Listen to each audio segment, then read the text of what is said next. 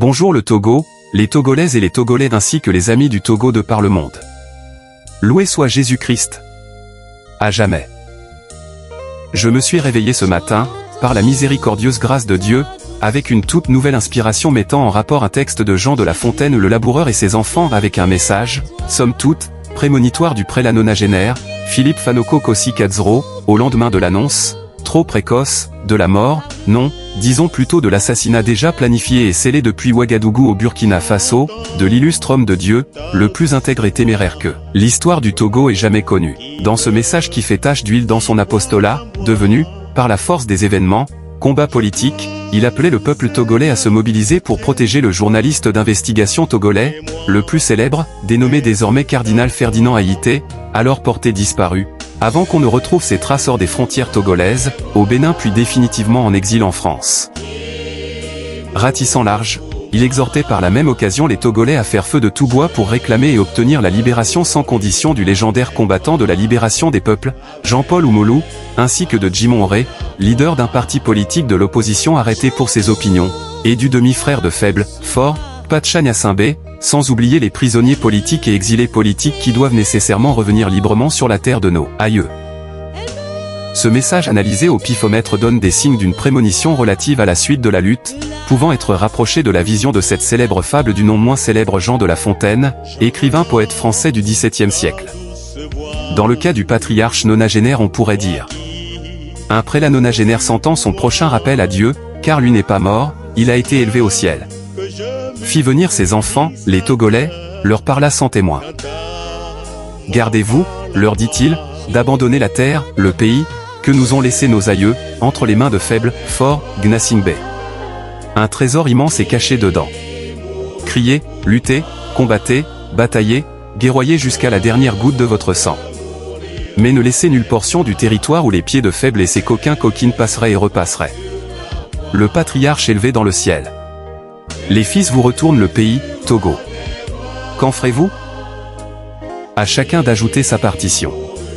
Que Saint Philippe Fanoko Kossi Kadzro, le plus téméraire des combattants togolais pour la libération du peuple, vous y encourage, par la miséricordieuse grâce de Jésus-Christ notre Seigneur, l'Éternel des armées. Amen. Nota bene, cette bataille aurait pu être remportée si Agbeyome Kodjo, lui-même, n'avait pas trahi la détermination du patriarche en allant négocier dans son dos son intégration au gouvernement de Fort Gnassingbé en prenant le poste de PCM. C'est en sa faveur que le tripatouillage de la Constitution a été orchestré avec le passage en force à la Ve République. Il vous le disait lui-même sans que vous ne le compreniez, je cite: « Il m'a été proposé le poste de Premier ministre avec plein pouvoir dixit, Gabriel Agbeyome Kodjo avant sa mort. Si vous n'y croyez toujours pas, dites-moi alors, pourquoi il y a eu tant de cafouillage dans la mise en place du gouvernement de la Ve République, notamment du président de la République et du PCM ou PC ? Jean-Lucien Savy de Tové n'était pas prévu dans le puzzle, ce n'est qu'une pièce de substitution. Fort devait être le président de la République, Agbeyome le PCM, raison pour laquelle ils ont dû restreindre les attributions du PR et changer la dénomination du PCM en PC.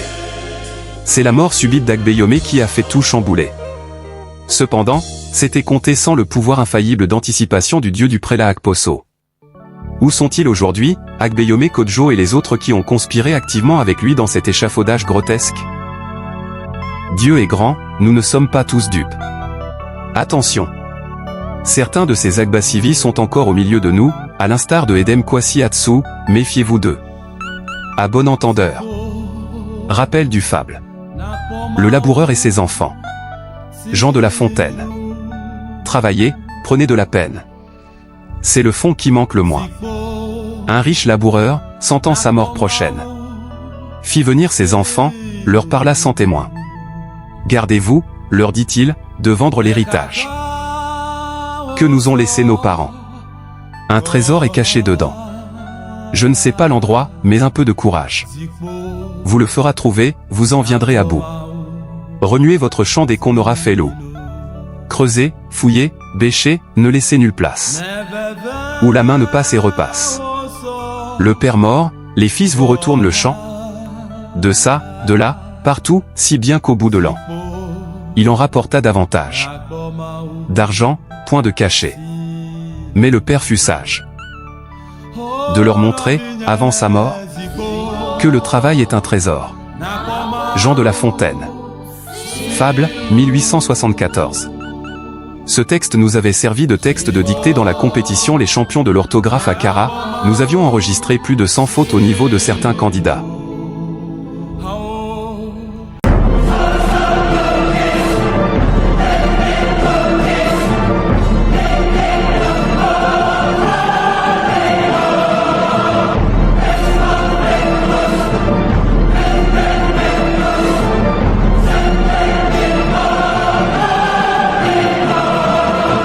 Chères filles et fils dans le Seigneur, mesdames et messieurs, chers compatriotes, Tougolaises et Tougolais, loué soit Jésus-Christ à jamais. Après la torpeur et la vive émotion créée par la nouvelle, disons plutôt, la mauvaise blague de l'annonce de mon décès, je viens à nouveau, en chair et en os, vous remercier très sincèrement pour la vive compassion et sympathie que vous avez témoignée à mon égard de par le monde, et particulièrement au Togo, ma terre natale. J'invoque sur chacune et chacun de vous la bénédiction de Jésus-Christ notre Seigneur. Mais une analyse approfondie de cette nouvelle macabre digne des disciples de Satan au Togo, porte à croire que la diffusion de ce sinistre message n'est encore une fois qu'une des manœuvres de diversion du régime dictatorial-clanique de Gnassingbé visant à couvrir le kidnapping du très célèbre journaliste d'investigation togolais, connu pour ses critiques acerbes et ses accablantes révélations vis-à-vis des fossoyeurs de la République. J'ai nommé son révérendissime Ferdinand Ayité, patron du très populaire journal L'Alternative, objet de persécution de diverses natures depuis plusieurs années. Il s'agit là, à ne point en douter, d'une réédition de ce qu'on avait qualifié depuis l'époque de la conférence nationale souveraine de les habitudes de la maison.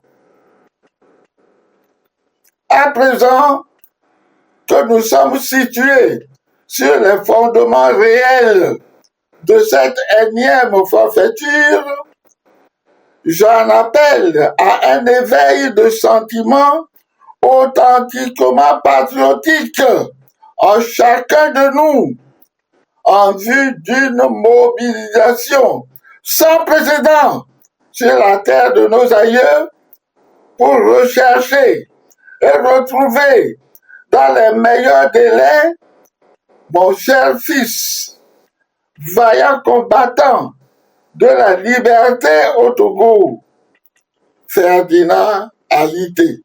J'accuse le gouvernement de Fort Gnassingbé d'être responsable de ce kidnapping dont il est coutumier et interpelle la communauté internationale si elle a encore un reliquat de conscience et de crédibilité à exiger du régime usurpateur et sanguinaire du Togo, la restitution immédiate et sans condition. Ce brave concitoyen qui mérite l'admiration et le respect de tous. Évitons que ne se réédite au Togo le cas du journaliste Martinez Zogo de la République du Congo-Brazzaville. Je demande par la même occasion que soit remise à l'ordre du jour la libération de mon cher fils Jean-Paul Oumolou et de mon cher ami Jimon Oré, ainsi que de Pacha Nyasimbe, aux dernières nouvelles, gravement malade et nécessitant une évacuation sanitaire d'urgence vers l'Europe. Sans oublier les autres prisonniers politiques qui croupissent injustement dans les geôles de la pire dictature des temps modernes qui est au Togo. Pour finir, j'affirme et réaffirme qu'on ne vole pas Dieu impunément. Il est encore temps que Ford restitue le pouvoir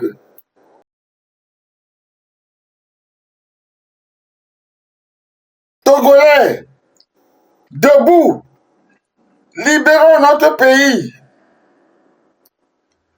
En attendant ce grand jour, recevez ma paternelle bénédiction au nom du Père et du Fils et du Saint-Esprit. Amen.